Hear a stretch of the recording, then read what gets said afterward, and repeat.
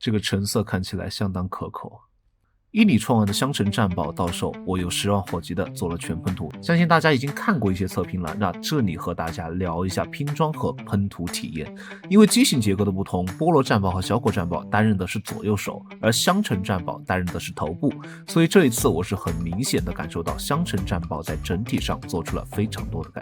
改动最大的就是骨架方面。那自8月份以来，我代工了不下50台小果战宝和菠萝战宝系列的喷涂，所以我可以说是不用看说明书就能把之前的2个作品给拼装完成。而这一次的香橙战宝的配件让我在修建时就一头雾水，同时零件量也让我感到有些震惊。之前的所有零件几乎都是大块面为整体，部分贴纸补色，而这一次的香橙战宝完全舍弃了细节的贴纸，几乎都是以分件的形式呈现了整体分色，所以零件的表现又多又细又杂，光本体上就有灰白、红橙、黄绿色。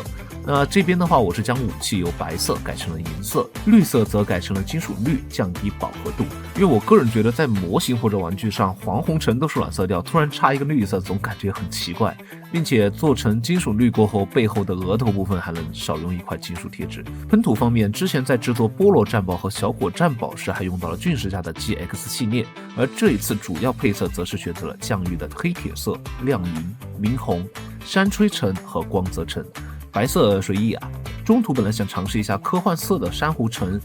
因为在菠萝战宝身上的黄色就分别用到了俊石光泽黄和降绿的科幻明黄，但科幻色系列还是太马卡龙了，于是就选择了山吹橙。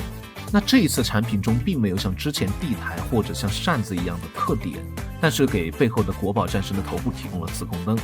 虽然灯效的话看起来马马虎虎，那前面我也是给驾驶舱依旧加了一个眼灯，质感还是拉得比较满的。透明件的陈留箱和有涂装的武器依旧换汤不换药。再回到模型本身，这一次在创新方面，驾驶舱的整体改动是最大的。车轮结构终于是给到了接地，耳朵部分的零件水口位置和分辨方式的变更，让之前出现的水口蓝锈的问题得到解决，并且在外部的帽檐部分做成了一体件，这里对比起来大幅度的提高了驾驶舱球体的一体性，作为代工来说也更好分色了，并且驾驶舱的对接处相对以往2款作品是做出了滑动结构，使得驾驶舱可以直接完成低头、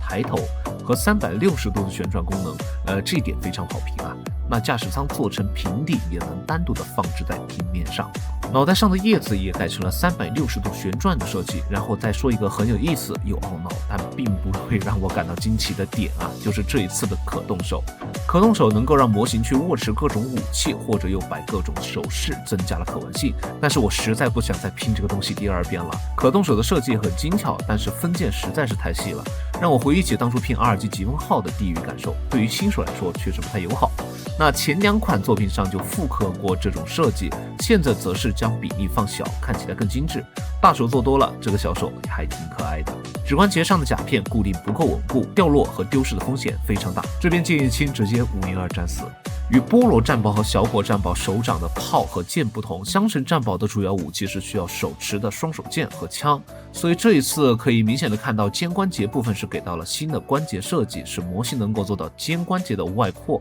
和内收，甚至可以做出抱拳的姿势。那下盘的稳定性也因为整体设计的改动得到了改善，单腿站立也不是问题。同时武器配件也能搭载在腰间，宝剑拥有变形结构，滑动剑刃与替换握柄就能实现不同形态的玩法，枪的尖端则放置了磁铁，用于激活背后的磁控灯。变形方面也非常简单，只需要简单的插拔替换就能变形完成，多出的附件也只有脖子衔接处的延长件而已。这种改进且人性化的设计很拉好感度，作为品牌方能够听取玩家意见，听劝太重要了。看来厂家在兼容合体的同时，在单体的可玩性上也做出了很多的进步和改良，由此让我对接下来的几款国宝特工的成员期待值也是拉满了。不知道这个系列的下一款会是哪一位？喜欢我这期视频的小伙伴可以点个关注，谢谢你的支持与喜欢。下一位国宝特工成员，我们继续全喷涂，不见不散。如果有视频中没有讲到或者没有提及的地方，大家可以在弹幕和评论区提出来，我都会一一回复。我是欧奇喵，我们下期再见。